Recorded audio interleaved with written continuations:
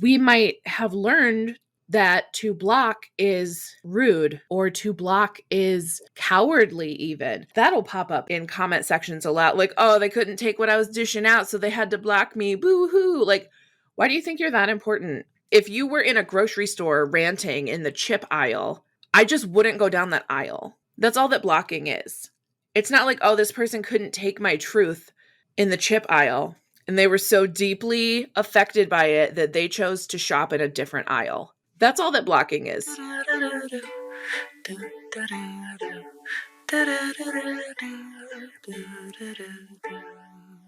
Hello again, and welcome back to the Neurodivergent Creative Podcast. Today, I would like to discuss curating your online space and liberally using the block button. So I am a person who I always thought that blocking was sort of a last resort. Like, it's serious if I have blocked this person on social media because they are basically a danger to me. I cannot maintain my energy, my peace, if this person can see me and comment about me and get in my shit on social media. And so I would block. So my block list used to be very short. It was like my ex-husband, my dad, some exes. It's like, I don't want to see what you're up to. I don't need you to see what I'm up to. And it was pretty limited. It was like people who had actively hurt me. That's how I viewed blocking. I was like, no, I can't block. Like, it feels mean to block, like when there's not a reason to block. And these days, if I see somebody in like a neighborhood post make a shitty comment that I'm like, if you said that at a party, I would leave, I block them. Because this is my party and I can leave. Huge reframe for me. So let's get into curating the online space just in general. So back in the day when we were first getting online, there were like chat rooms. And chat rooms typically revolved around a topic, right? So if you liked books, maybe there's like a book chat room. If you were into Harry Potter, there were Harry Potter forums and Harry Potter chat rooms. So you could find sort of like your niche interest and cultivate an online space that met it.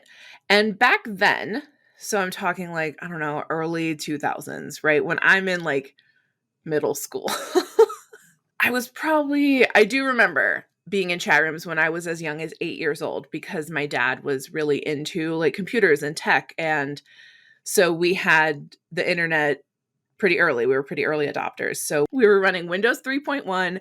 I played games on Microsoft DOS, which still exists, by the way. I recently found out from a friend who has to run programs on DOS at her job for the US government.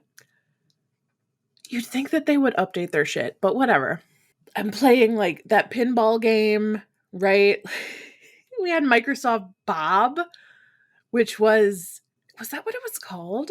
It was like this little just sort of exploratory game that you could play on the computer and like design little rooms. It was like The Sims, but like just for Microsoft. It was like Microsoft Sims. Anyway, none of that is relevant.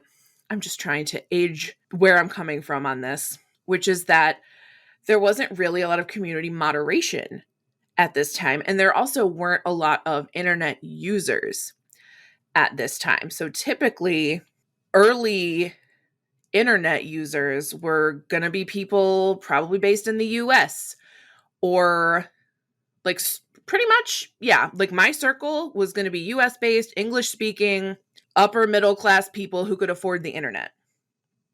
Nowadays, right? Almost everyone on the planet has access to the internet.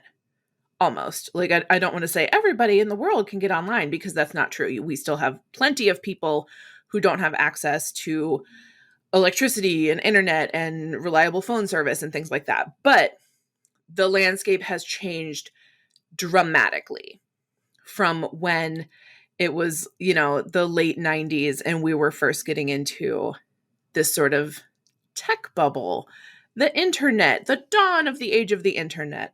I used to have Netscape as a browser. Anyway, nowadays, lots more people, lots more moderation, lots more people like acting a whole asshole online. I feel like people used to be more chill, but that's probably because I was a teenager hanging out with other teenagers, right? Not in spaces where I am kind of a middle-aged adult hanging out with a bunch of other middle-aged adults. And people are just fucking mean on the internet these days. I don't love it. Sometimes there's beautiful things happening in the comments, right?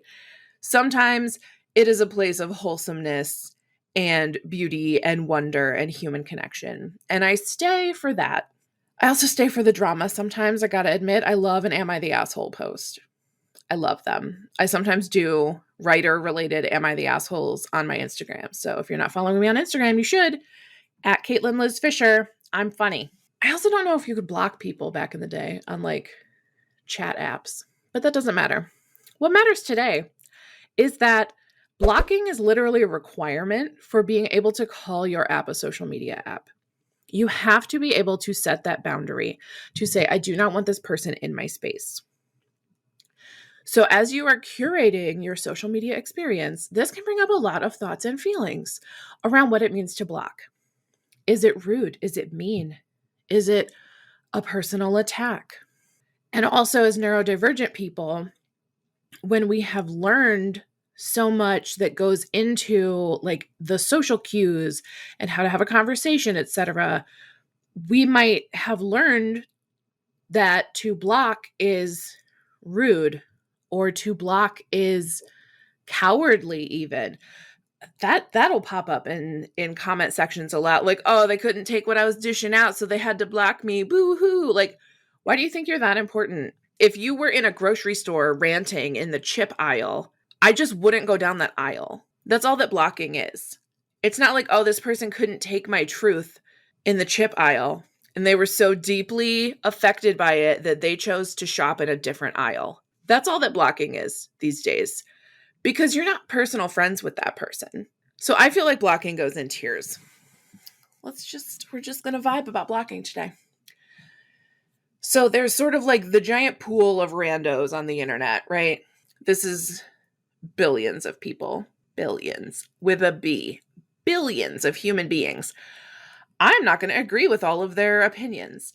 They're not going to agree with all of my opinions. We're going to disagree over things that don't matter to humanity, like pineapple on pizza, and we're going to disagree on things that do matter to humanity, like trans people are people. I could block you for any of it. It doesn't matter what I block you for. The key is that I blocked you because I don't want to absorb your take. Your hot take is not on my menu. Thank you. Goodbye. It has taken me a very long time to get here because I used to be like, I mean, they're just not for me. There's nothing wrong with them as a person. So why would I block them? That's so mean. It's so final. It's so enormous. No, it's not. It's like 2 buttons. It's just like click, block, confirm. You have to click 3 things to block somebody. It's not hard. It's actually pretty simple.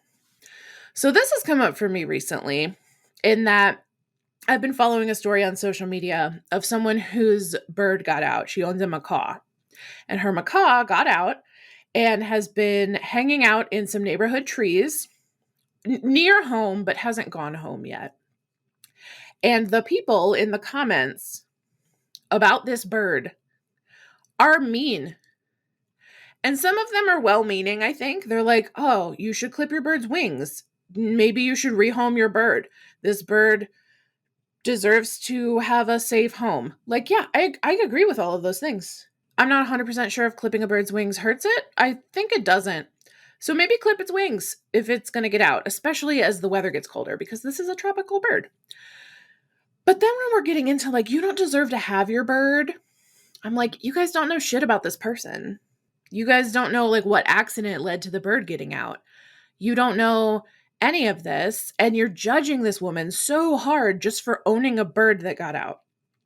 You don't judge people that hard when their cat gets out or their dog gets out. Chill the fuck out. But then in the comments, I started seeing comments about, oh yeah, KFC has been looking for the bird. Or just like GIFs of a rotisserie chicken or a bucket of fried chicken, or people being like, yeah, I caught the bird. It was delicious. And I'm like, that is beyond my level of you're being a fucked up asshole.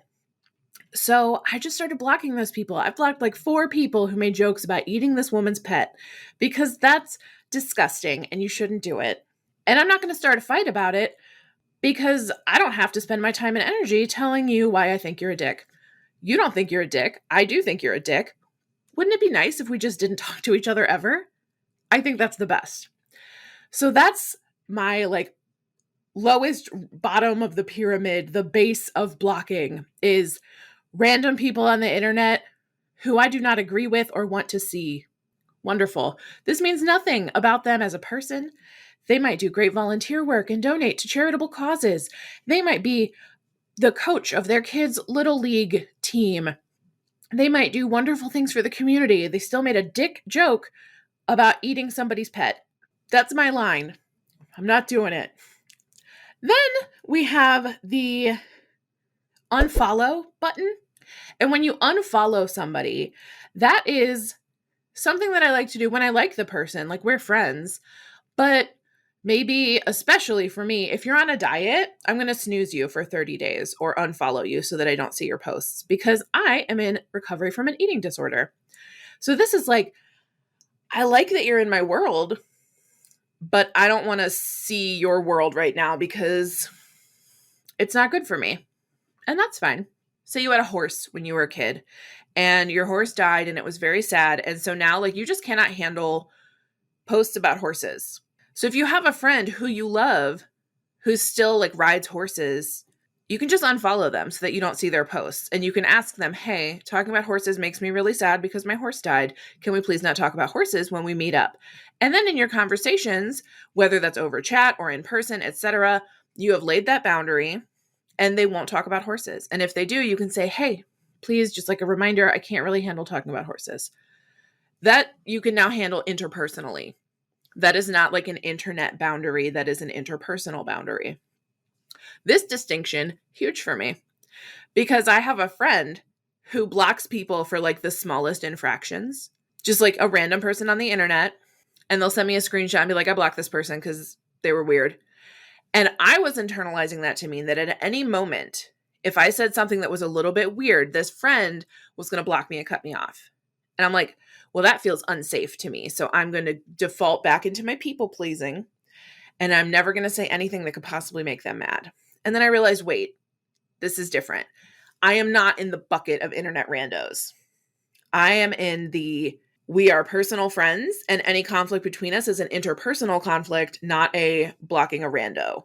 Oh, okay, different. So you want me in your life. When you want somebody in your life, that means that you are willing to bring up a conflict with them. We're not auto-blocking people that we want in our life. We will talk to them before we end up blocking. Another example from me, and I think I've talked about this before, but my best friend ghosted me. My best friend in like 2019 just up and blocked me one day. And I did not know what happened for years. I finally reached out to a mutual and was like, can you get the story? Because I'm going to go nuts. And I did. And I had upset her and she didn't want to talk to me about it. And that sucks because I would have liked to talk to her about it and to apologize and to make up for the hurt that I caused. But I wasn't given that opportunity. She just decided, okay, this friendship must be over. I'm going to block you. That sucks for me. But that's also an autistic thing because I was just coming into like realizing how my autism interacted with my boundaries and with my communication and all of this. And I had always been a very high achieving, gifted kid in school, a pleasure to have in class, right? I'm a pleasure to have in class, neurodivergent. And I also grew up in like an emotionally either neglectful or over enmeshed home, depending on the parent. So with my mom was just like, I don't really want to like look at you or hear from you or whatever. And like, if mom was in a bad mood, I was scarce. We were like up in our room reading a book, doing our homework, like don't talk to mom. And so I learned to pick up on emotions and moods and things like this. Like the hypervigilance that comes from a traumatic childhood is very real.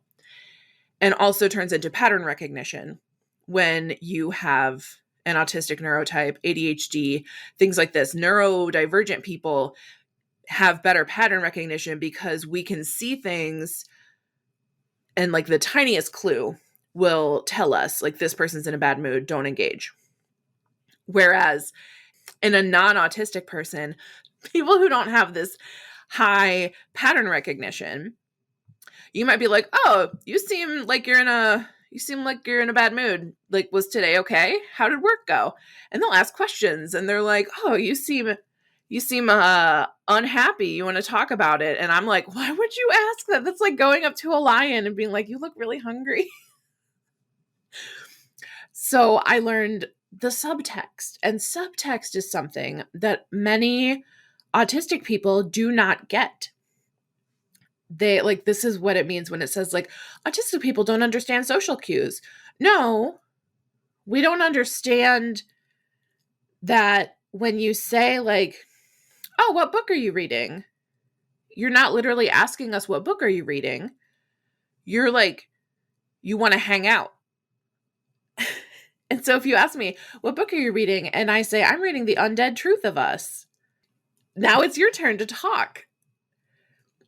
And I expect that you're going to be like, "Oh, is it good? What's it about?" Yada, yada. But if you come into that as an allistic person and you ask me, "Oh, what are you reading?"